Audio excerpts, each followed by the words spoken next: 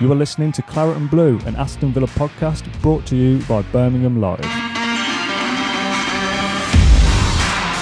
Hello and welcome back to the Claret and Blue podcast. Aston Villa once again have failed to win a football game. Matt, talk to me. 3-0 against Man United. It's bleak. Yeah, and it's to make it worse, if it can get any worse in the situation Villa are in at the moment. Gave us that little glimmer of hope again, didn't they? They played quite well for the first 15 or 20 minutes. And listen, we all know that dodgy decision is what's done for us. You know, that's not to say that if that didn't happen, that Man United wouldn't have had the quality to steamroller us anyway. But I think that's what happens, doesn't it? When you've got a team who are bereft of confidence and who, even when they put little patches of football together and they're still getting a kick in the you-know-what's like that, it's hard, isn't it, to summon up the spirit to go again after that. Yeah.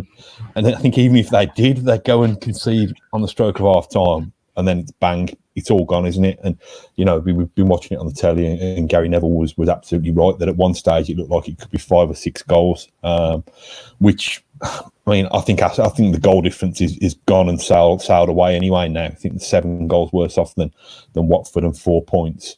But again, we like to clutch for glimmers of positivity, don't we? And I suppose the only one that you can take is that United only ended up beating us by 3 rather than by 6.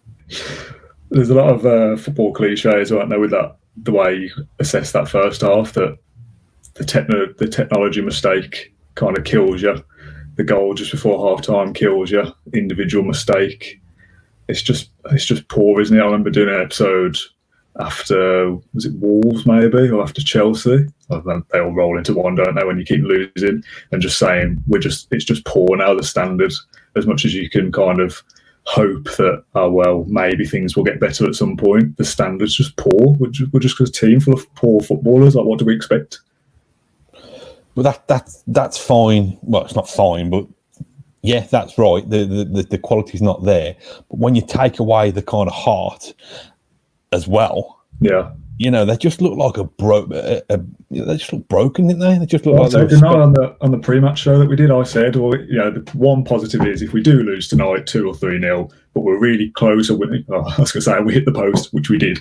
But, you know, we give it a good go right to the end and we play okay and still lose, you at least look at that and think, well, there's 4 games left. 2 of them are probably 2 that you look at as being winnable, Palace and West Ham.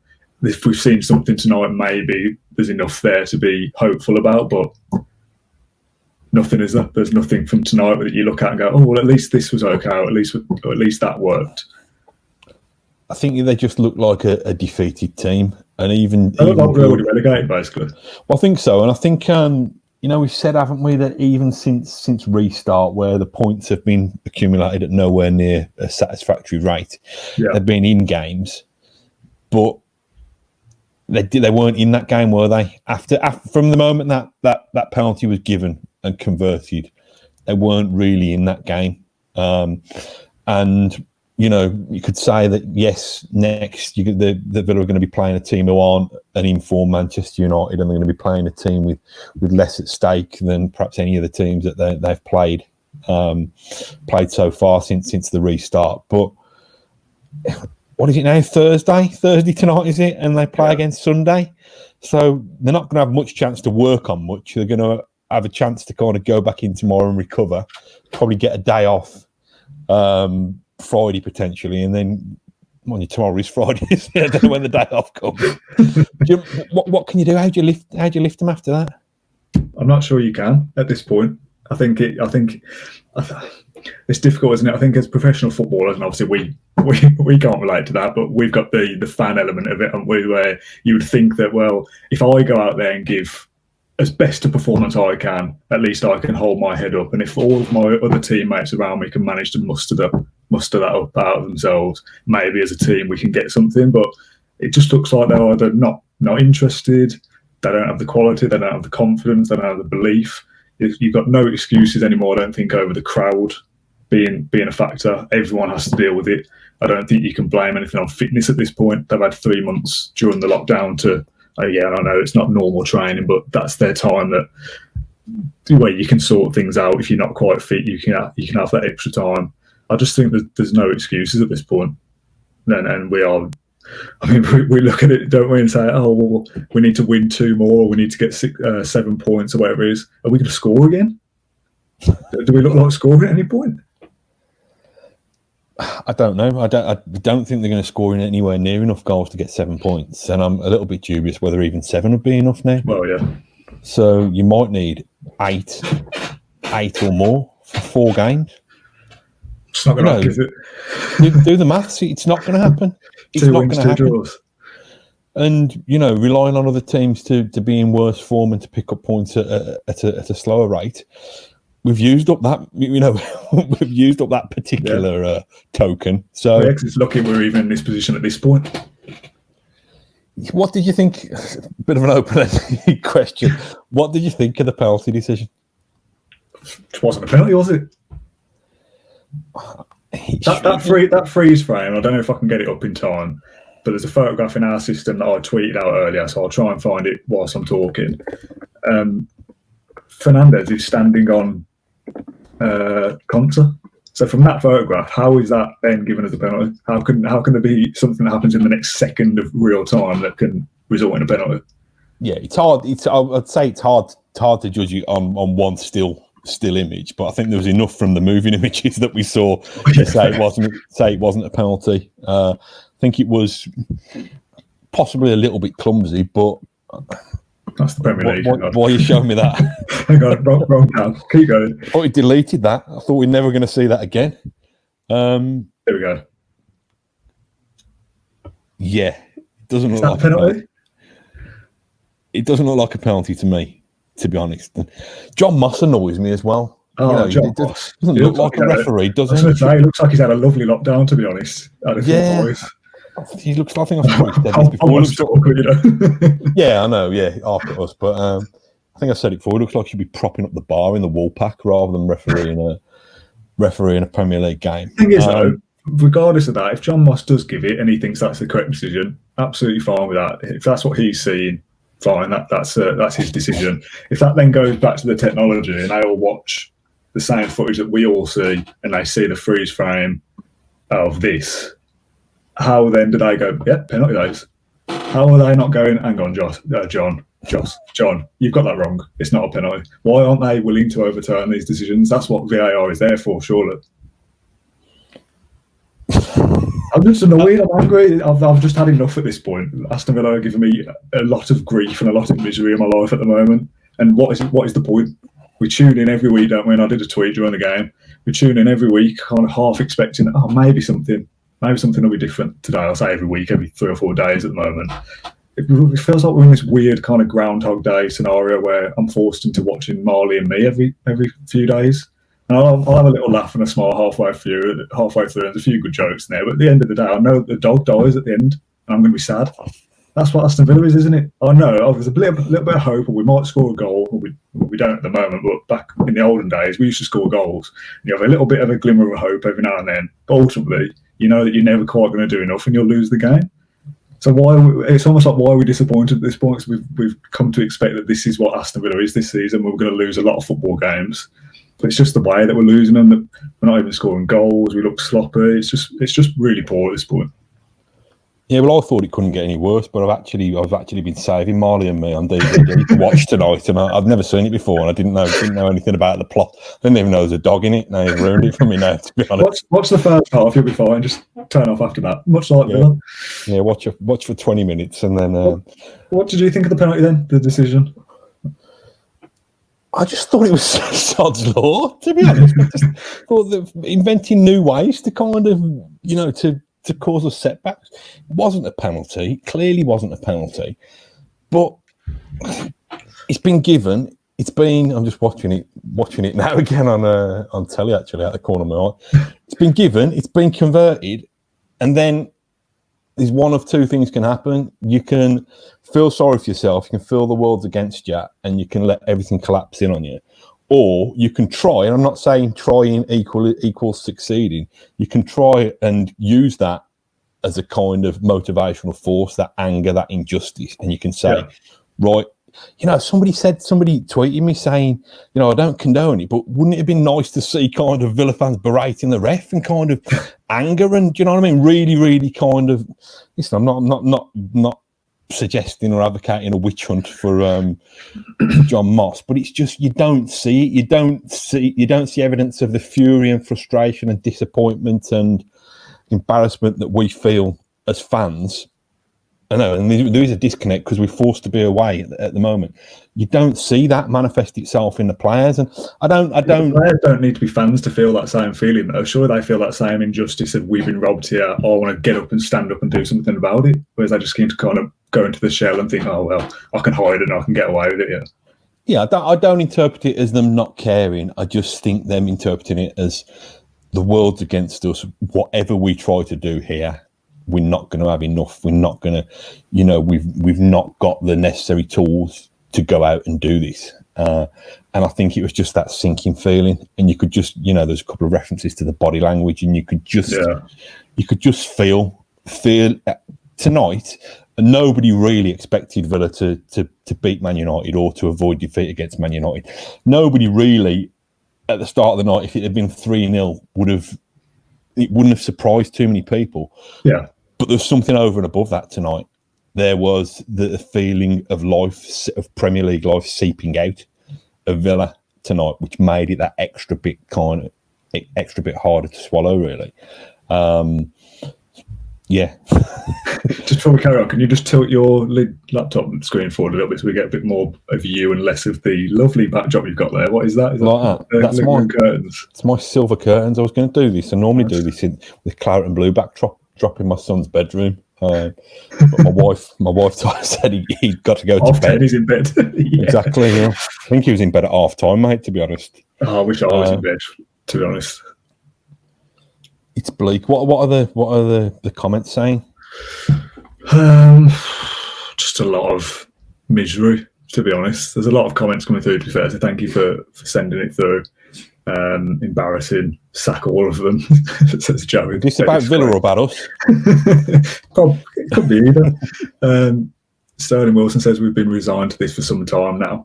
That's an interesting one, really, because I've always said to you privately and on podcasts we've done that I've kind of felt, well, it's not over till it's over, isn't it? And it still isn't, as much as I'm very, very downbeat at the moment. We weren't using today's game as a target point of, that'll be a game where we'll get something. It's now just that window for getting points is obviously one game less. You need 6 or 7 points and hope that's enough. And that means only losing one of the next 4 when we've lost however many it is in a row. It's very unlikely, isn't it? But if you do go on and beat Palace on Sunday now, which sounds mental, that's actually scoring goals and winning a football game. But if you do go and beat Palace, and then that gives you a bit of momentum, and you nick something against an Everton and then beat West Ham on the last day, and that's enough, we'll all be sitting here going, absolutely amazing, I can't believe we've got out of it. Whereas as it stands at the moment, a lot of fans are now thinking, well, that's it, we're done for. I introduced you to a poem the other week, Dan, by Rudyard Kipling called If. And that poem doesn't include, it's called If, but it doesn't include the word if anywhere near as much as what you say about if Villa did this, if Villa did that, if my auntie had blah, blah, blah, she'd be my uncle. At this point, I'm trying to be devil's advocate to be the other side of the coin. Obviously, mathematically, it's still possible, isn't it? But I think the realist in me and in all of us is now looking at it thinking this is a pretty impossible task for Villa. Do you disagree? No, I agree completely. I think it would absolutely represent a miracle if Villa get out of this now, because they're going to have to do something that they haven't done for a long, long time, and that's win football matches. And they've not even given a hint that they're capable of winning football matches, really. It was. Did you hear Roy Keane taking Villa apart at half time? I left the room at half time. I couldn't really bother to listen to any of it. Oh right, just digging out the way they defended for the second goal. Really, Tyrone Mings was a target of a lot of Roy Keane's wrath. To be honest,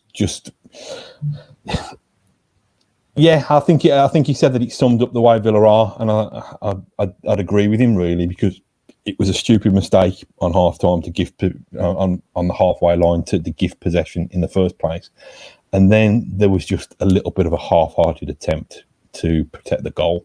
Yeah.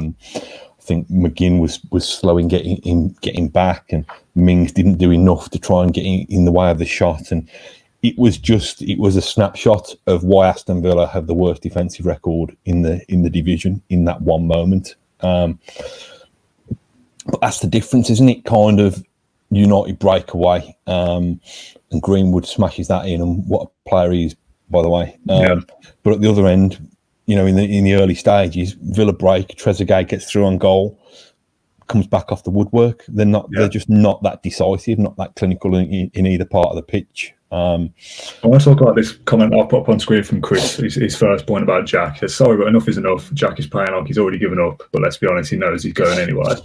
What do you make of Jack? Because he has that chance as well. I think before the Trezeguet one, where Conser puts in a great ball. You put in a couple of great crosses to fair areas for Conser. For as much as we're all saying, oh, why is he playing a right back? His delivery looks good. Jack takes it on his left foot. You know, I've seen a lot of people on Twitter saying he should have scored that. I think it's a little bit more difficult than saying he should have scored it, but maybe should have got it on target at least. Then after that, I don't know whether that's just a drop off in Jack's performance or the team's performance as a whole, but that decision of the penalty was the turning point. That we were okay up until that point. Everything after that was a disaster, and it was just too easy for Man United. What do you think about Jack? Yeah, obviously, he's not done enough since coming back from lockdown, but this whole kind of he already knows he's going, so he doesn't care narrative. Yeah, well, Conser, by the way, some of his deliveries, it was like a De Bruyne, wasn't he, for the first 10 minutes of the game? One where he was kind of crowded in by the touchline and kind of was a standing start and just whipped one in. It was a great ball. I don't know whether that was for the Jack one or one afterwards, but yeah, good delivery from him. But yeah, I think Jack should have hit the target. You know, he's taking it on the volley, hasn't he? So it's not easy, and it's a bit of an angle. But I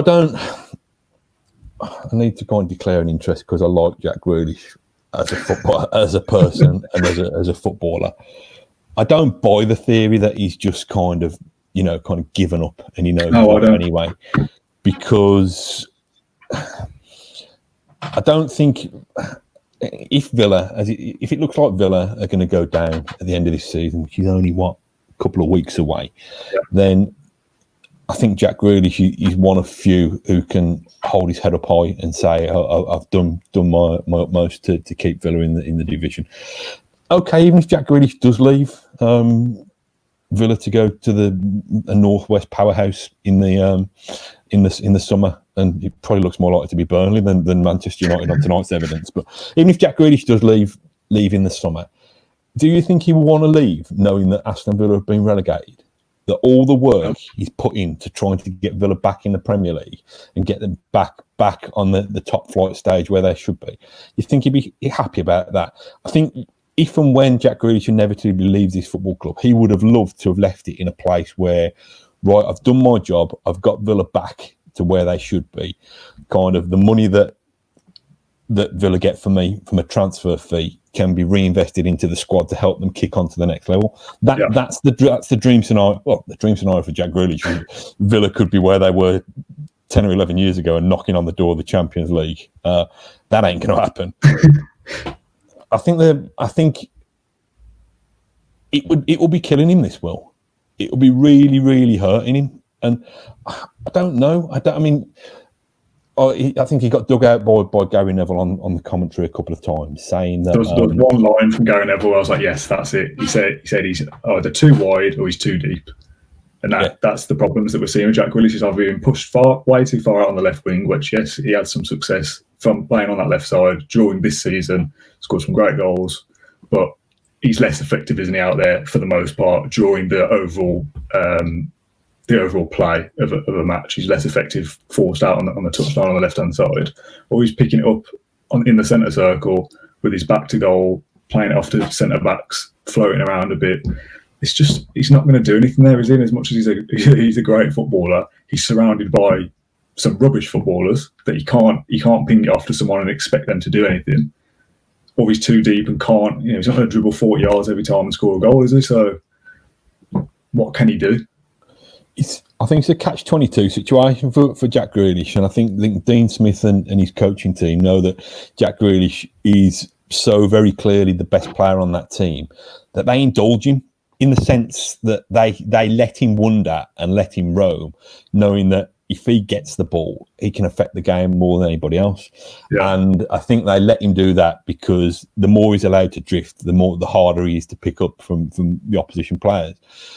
But in doing that, Jack Grealish, and it's kind of almost like the kind of best player in the school football team. He wants to be the one who comes back and does everything. You know, he'd get on the end of his kind of raking passes, of his own passes, if he could. And I think he's frustrated. He wants to get on the ball. He wants to make things happen, which is fine. But if you're doing that 40 yards further back than you should be, or even 60 or 70 yards further back than you should be, you're not affecting the game the way you should. So it's more him dropping deep than dropping into pockets of space in wide areas. For me, he can still do damage in wide areas if he's in the final third of the pitch. But it's when he comes and plays that kind of quarterback role. Jack, you can do that when you're 35 and your legs are gone. Do you know what I mean? You can do. This is my criticism of him probably 18 months ago, before we kind of had that surge at the back end of last season. That it's like he's playing in his own testimonial. He thinks he can come and take it off the centre backs and stuff like that. He's fine, but Villa can't profit from a free kick if they win it on the edge of the box, let alone if they win it on the edge of their own box. So he needs to have the discipline, or be told to play further up the pitch. But I don't think, like I say, I don't think Dean Smith and John Terry and Richard O'Kelly want to do that, because they don't want to kind of shackle him. And it's just one factor in a whole series of kind of domino problems that are going to say domino problems. That sounds like an issue with a pizza delivery. Do you know what I mean? But they all feed into one another. It is a bigger issue, but there are lots of other issues. But I don't take it as Jack tossing it off. I really don't. Is it just a lack of quality around him, or a lack of trust that he doesn't feel like he can play it off to a Trezeguet or into a Samatta, or is it greed? Does he want to be the kind of the main man and take the game to the opposition? I think it's probably the same situation that has infected most of his teammates. That it's crushing disappointment, and it's morale that is plummeting through the floor. And even if you're the best player by a mile in that team, that's still gonna affect you. But should he be able to motivate the rest of the team as captain as well, and as the Villa fan who can kind of translate our feelings into the squad and try and pull them out of the hole? It's quite a big task, in it, because you're asking him to replicate. You're asking him to represent a 40,000 strong fan base. So being the driving force there, you're asking him to be the leader. You're asking him to be the creator. You're asking him to be the talker. You know, he don't lack confidence normally, the lad, to be honest. But to ask him to do all of those things and not get the encouragement that his teammates are coming along for the ride, I think it's a massive ask. And because it happened last year, and we had the thing at St Andrews, and he responded so brilliantly to that and showed his maturity, I think we've kind of invested in him these superhuman qualities. He's just he's got magic in his boots, but he's just a kind of mere mortal, and there's only so much we can expect. You know, he's carried that team on his shoulders for so much of the season. You know, cut him a little bit of slack. You know, it's the wrong time. We know it's the wrong time for him to fail to shine. Probably you could say that last season in the playoff final probably wasn't his best game. When he's not having his best games, he needs those around him to step up. The problem he's got now is when he's not having his best games, nobody's stepping up. They're still looking to him to say, Jack, get us out of this. Get us out of this. He can't do it all the time.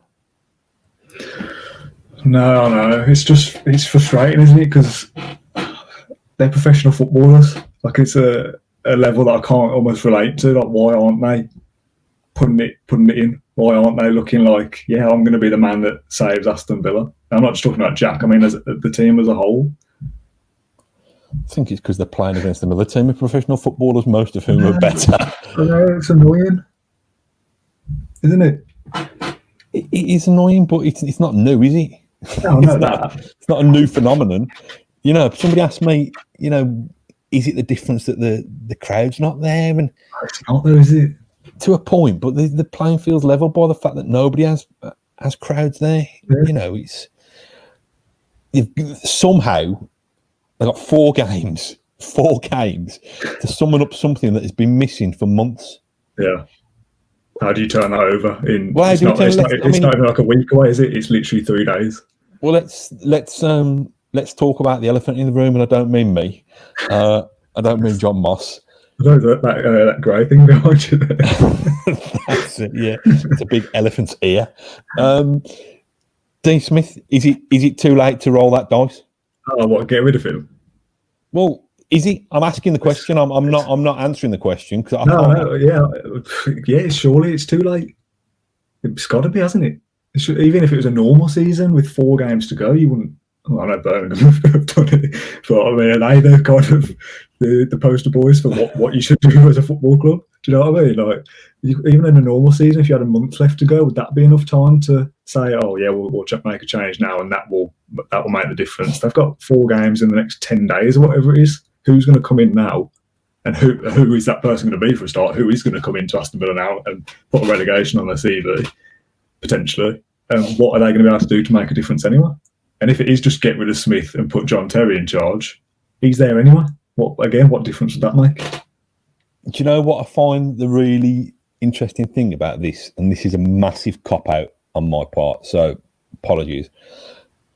I normally, you can feel it when a manager reaches his expiry date, you can feel it. And there's a lot of hype and nonsense and chatter that happens on social media, and you hear, you know what I mean? You hear a lot of dissenting voices shouting really loud on social media and online.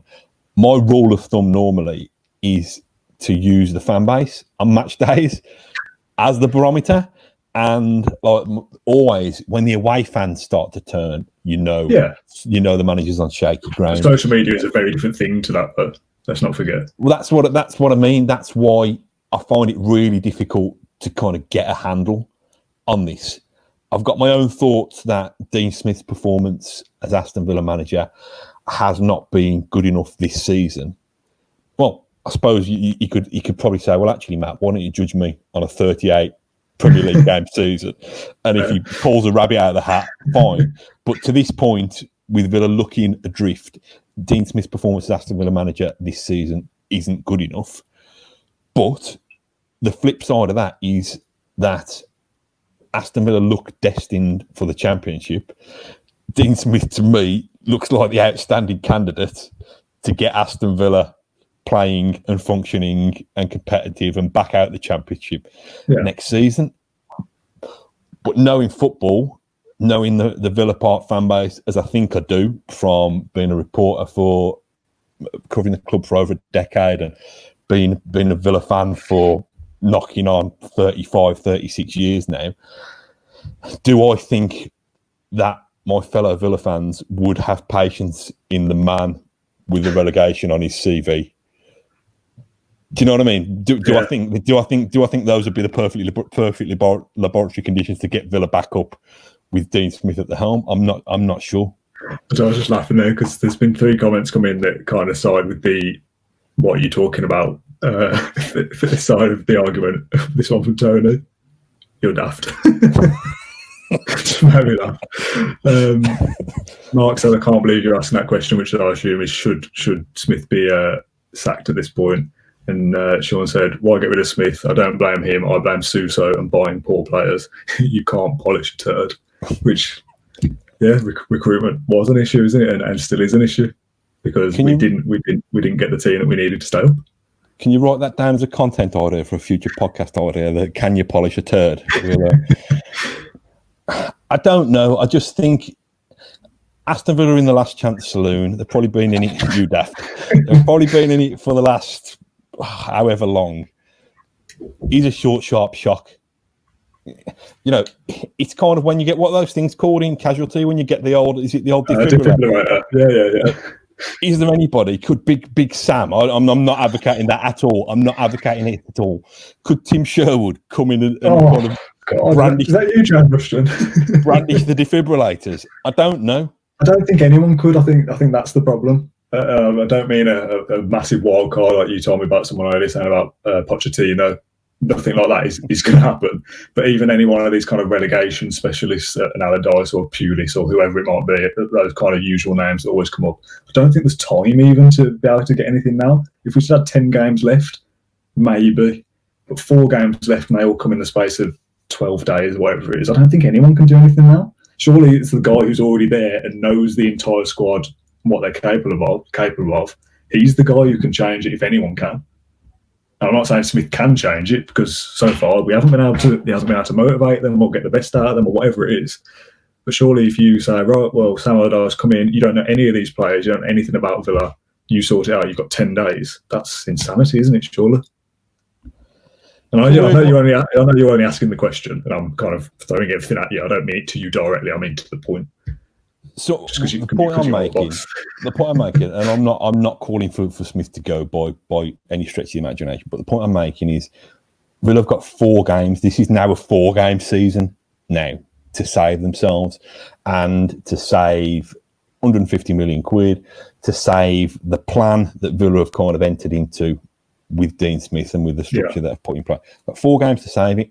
So something needs to change. Now, does that change from within or does that change from outside? I've lost confidence that it changes from within, to be honest. I don't think it changes from within. And I'm really, really, really dubious that, listen, it would be great, wouldn't it, if they did decide to make the change and they did have that kind of short, sharp shock that kept Villa up under Sherwood back in whenever it was, 2015. Yeah. But even if that happened, and that would probably be best case scenario at the moment, that somebody by hook or by crook manages to keep Villa up, I don't know whether the short, sharp shock specialist is the person. I'm just dreaming up some imaginary person here. Is the person for the longer term gain? But when Sherwood came in, and let's not pretend he would have had a much longer run up. I think he came in February the 13th, 14th, 2 months towards the end of the season. When Sherwood came in, if football wasn't such an emotive business, you'd have said to Tim Sherwood, right, here's a £5 million golden handshake. If you keep us in the Premier League, you can have that. You'll have done your job. You sail into the sunset, and then we go and recruit a new manager in the summer who can build. Yeah. But Sherwood does it. He delivers it. He keeps Villa up. He presses his pulse on the side of his neck. You know, we will forget the FA Cup final because that was a complete mare. But he does it. But you can't then get rid of them because it's football, because it's emotive, because we've all got an opinion and we all care. You can't then get rid of Tim Sherwood because you create a rod for your own back by appointing the new manager and saying, do you know what I mean? We've replaced the hero with this one who we think might work, but you've got to give him time to bed in. So I think it's that kind of situation. Listen, we're speaking in very, very broad hypotheticals here because Dean Smith is still in the job. All the vibes that we get are that Aston Villa believe in Dean Smith, believe in the project, and want to give him the best possible chance of getting Villa safe, and his best possible chance of getting Villa safe if he's actually still in the job. So I'm only talking around the subject. I'm only thinking, what can change in the next 4 games and in the next 2 weeks? Yeah, because if you bring in an Allardyce, for example, let's just say him as the name rather than the person, that kind of type of manager, and he gets Villa up, keeps Villa up in these next 4 games. Is Sam Allardyce the man you trust with the plan of Aston Villa for the next season and the season after that?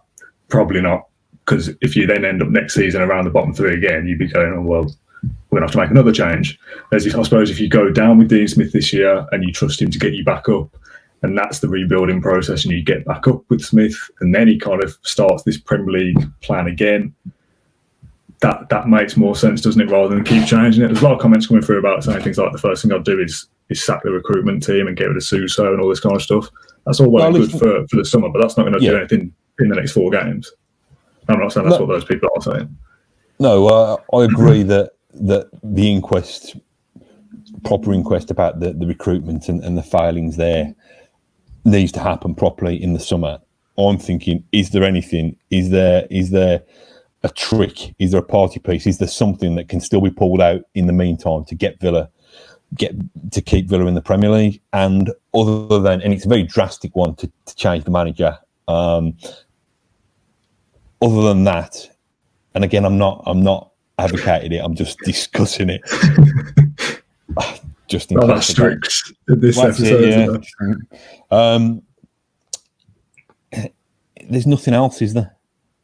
The only thing, the way you can change it is if you've got personnel changes to make on the pitch, and we haven't, have we? There's a lot of talk, isn't there, about Louis Barry. I'll give him a game, chuck him in at the end, see if he can do anything. Is that really going to make a difference at this stage? I don't mean, again, to dig out Louis Barry specifically, but if Dean Smith and the coaching staff have had this 3-month break to assess what they've got, and we're still persisting with this side that clearly doesn't look good enough, this is the best Aston Villa have got. There's nobody in that bench and reserves who are going to improve this side, because if there was, they'd be playing already. There's calls for, give Horan more time, give Lansbury some time. What about Jota? What about Barry, Vasilev? If they were worthy of, or if they thought they were good enough to keep Aston Villa up, they'd be playing already in this post-lockdown era, and they're not. So surely you're not going to make those changes with 4 games to go. The starting 11 we've got now is pretty much the starting 11 for every game, because they think this is the best team we've got. And that's the problem, because that team isn't good enough. Listen, if Louis Barry, I'd love to see a glimpse of Louis Barry. If Louis Barry could step in, make his Premier League debut for the next 4 games and save Villa single-handedly, I think Barcelona would come back in and buy him for 100 million quid anyway in the summer, and then we'd spend it on players from the Belgium league. This is an interesting point, actually, to counter what I've just said from Liam. He says fresh players, Gilbert, Lansbury, for example, players that aren't used to losing games. I suppose that is the only. I mean, I know they're still in and around the squad, but they're not playing these games. But then that kind of point only kind of computes in my head as if they've been kind of exposed to the barrage of 40,000 boos and stuff. The players that are playing now, and kind of get them out the firing line and give Lansbury a go, because Douglas Luiz, for example, has been kind of cowered down by the Villa fans. We need to make a change because the players aren't being exposed to stuff like that.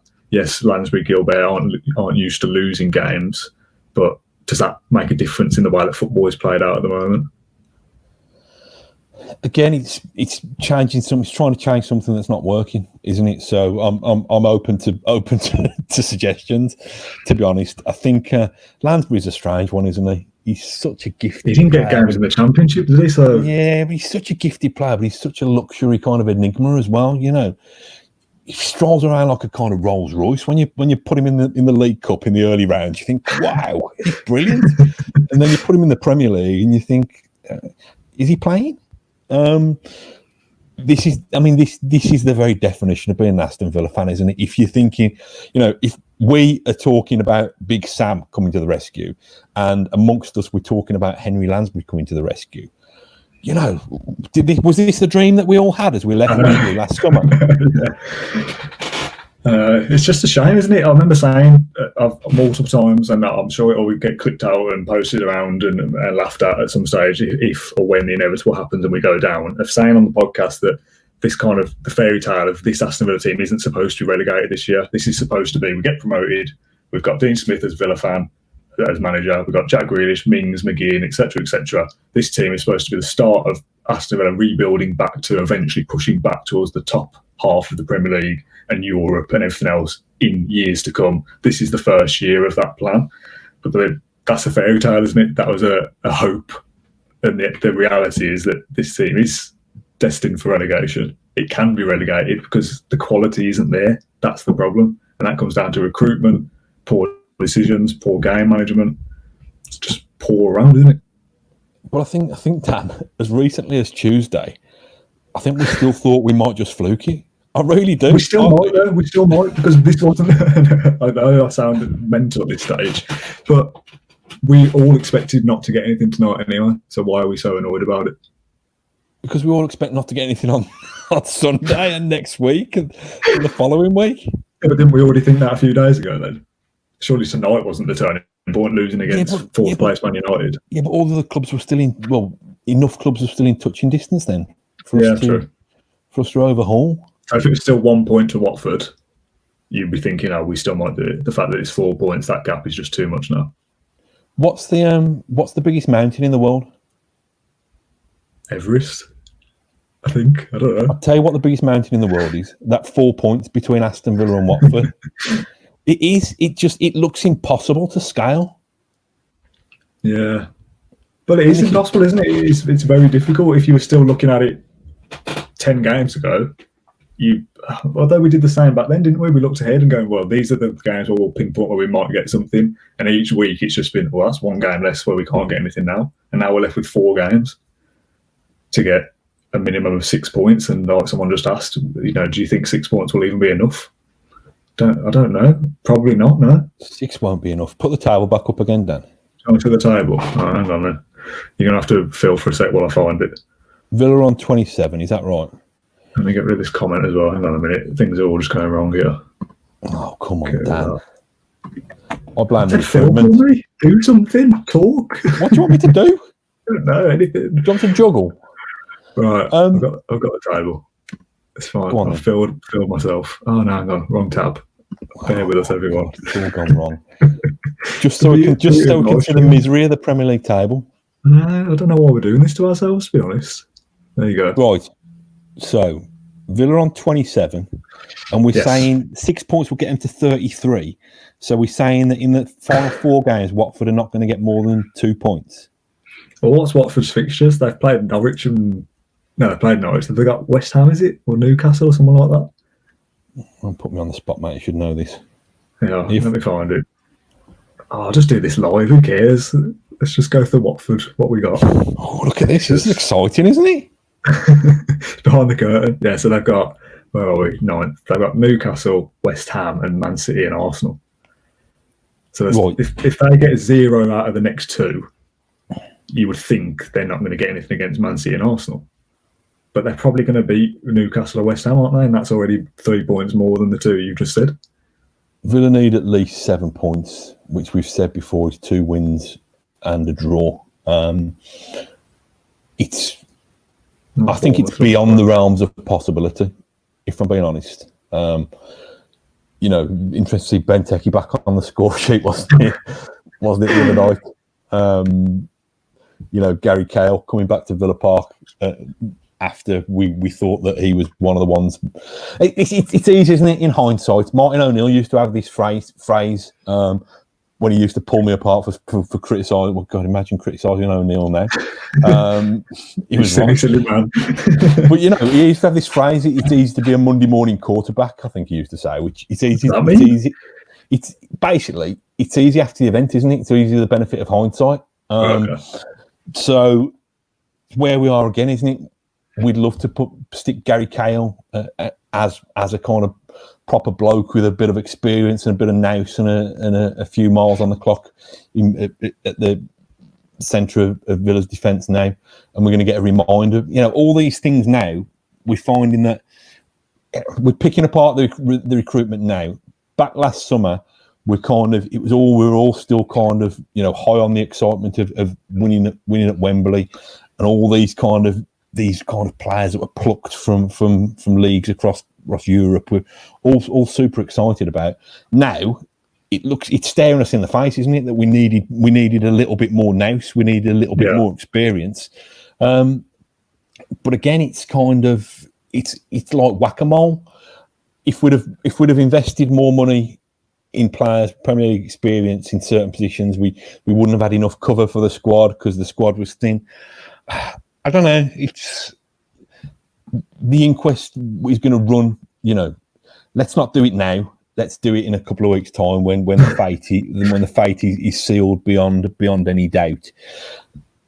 There's going to be a lot of people who need to be held account. There's going to be, who did make these signings. How many players can hold their heads up high and say that they've given absolutely everything? Can the manager look himself in the mirror and say that I should have done this, I should have done that? It's horrible, mate. It really is. I'm running out of steam. Yeah, me too. I was just going to say, looking at our fixtures now, we're saying 6 points might be enough, so you need 7, 8 or 9. or 12, which isn't going to happen. How many? Yeah. As I was going through the maths then of how many each game was worth, I was like 12. That's silly. When you see those 4 fixtures there, how many points are we getting? And I want the comments to chip in as well there. Realistically, even without your kind of claret and blue bias and hopes for positivity, Palace at home, Everton away, Arsenal at home, and West Ham away, whatever home and away means at this point. I'm going to go for 3 points from there. Now, whether they come in one euphoric single bundle in one game with a victory, or whether they somehow eke 3 draws out there, I'm going to go for 3 points. Am I being optimistic? Or? I think the points total is fine. I think 3 draws seems weird out of 4, just because we just don't seem to do anything at any point. So I think it will be, if it is 3 points, it would be the case of getting one lucky win out of one of those there, and it probably will be West Ham on the last day, and you're already down by that point anyway. How many points have they got since lockdown? 2? 2, I think. 2 from 6, is it? Yes, so they've got 2 points in the last 1, 2, 3, 4, 5, 6, 7, 8, 9, 10, 11.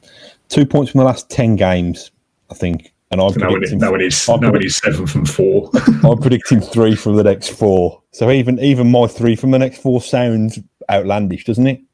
Yeah, I think that run of fixtures there, Liam McCallion, if you were kind of looking at it on paper, traditionally, beat Palace, draw to Everton, lose to Arsenal, beat West Ham, that gets you to 7. And kind of, if you take away the current situation of what we've just seen against Man United and the football we've seen from Villa so far, not being able to score goals, all the rest of it, those run of results there don't sound impossible. But then when you bring back into the context that we can barely score a goal, we're full of individual mistakes, you do look at that and think, I'll be lucky if I think I can even see a couple of goals in that run of fixtures there, let alone points.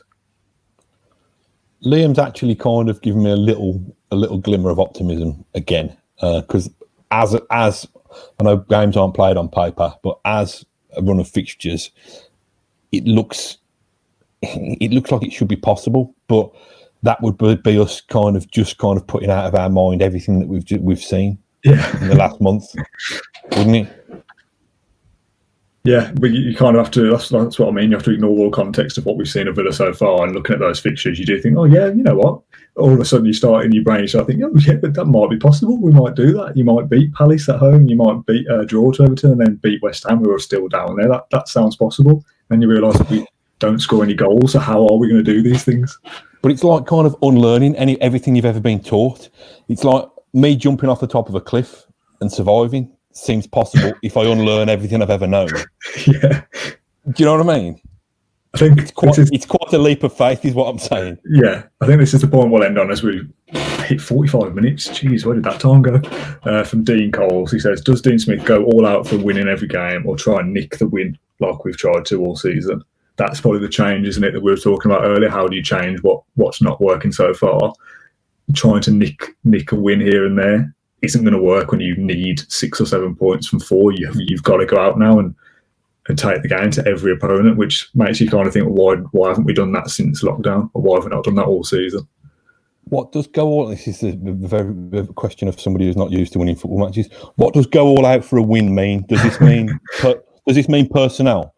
Does this mean that we've got to not sitting back and trying to nick 2 goals in the first 20 minutes and then hoping that that's enough? Does this mean that you kind of play with a front 5 in effect? I don't mean 5 centre forwards, but I mean your 2 centre forwards, your 2 wingers, Jack Grealish in behind, and then you trust your back 6. Yeah. Like you say, why is that not been a thing anyway? I know. Why is that not been a thing? We said at one point it will be do or die for Villa, and now suddenly have to turn a switch and go, I've got to find something within myself we have to win or we're going down. And we said that 6 games ago. This is the moment Villa now have to go, right, this is it. We've got to start winning games or we'll go down.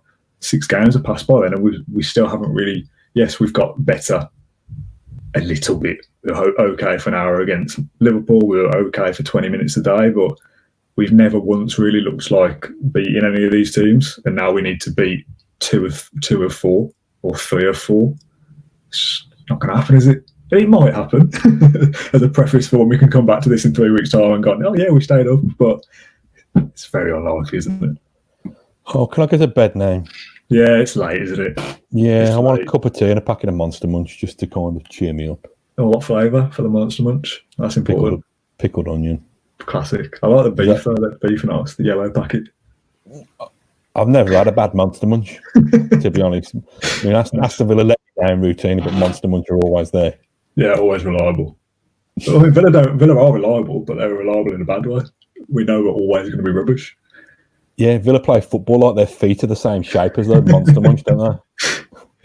You can tell crumbling in their boots. You can tell this is one of our late night podcasts where we slowly descend into madness towards the end. But we've tried to cover the talking points of Aston Villa best we could live as well for the first time, which we've obviously never done before. So thanks to everyone for tuning in. There's a lot of comments coming, so it's nice to see that people are engaging with us. I saw a couple of comments from Newcastle fans saying, "Oh, are you going down to Army and all the rest of it?" And someone replied, "You must be really bored to watch this if you don't support this club." And I thought for a second they meant that every Villa fan will be bored watching us speak, which is probably fair, to be honest. But for an opposition fan who's watched 50 minutes of us talk about Aston Villa, then get a life.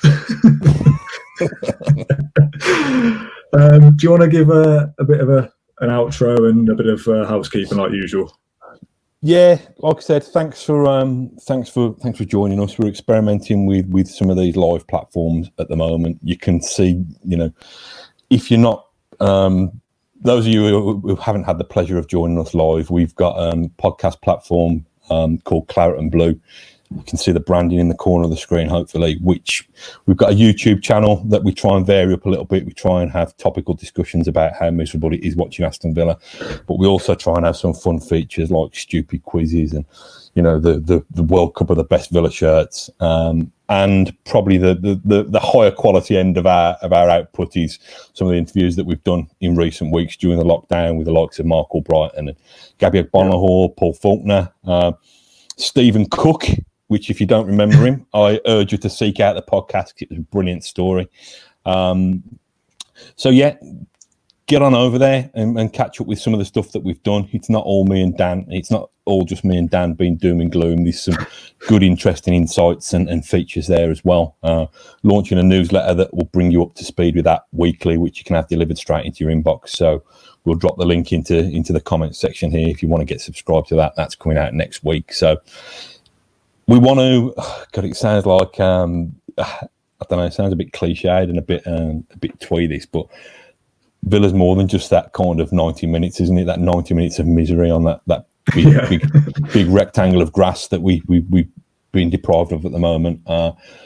We want to kind of develop a community and have a whinge, have a laugh, rejoice in the rare moments of joy that Villa give us, and just get involved. It's nice to know that we can suffer together.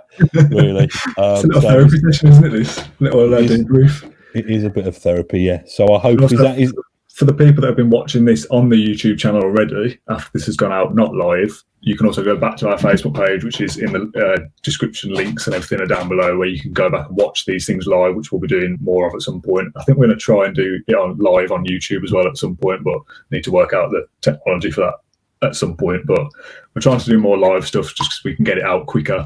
The audio quality might not be what it usually is, but we can get this out now at 11 o'clock rather than having to do a couple of hours editing at 1 o'clock in the morning on a Thursday night. I say I would have to do that. So yeah, everything goes out live, a little bit quicker, a little bit easier. We can interact with fans directly as well, which has been nice.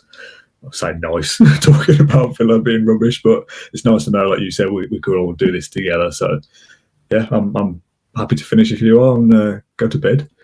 Yeah, thanks for your time, guys. We'll be here on Sunday celebrating a glimmer of hope after we squeeze a 1-0 victory over Crystal Palace with a Gary Cahill own goal. Come on! Thank you for listening to Claret and Blue, an Aston Villa podcast. If you enjoyed today's episode, then please do let us know. We love hearing your thoughts and comments.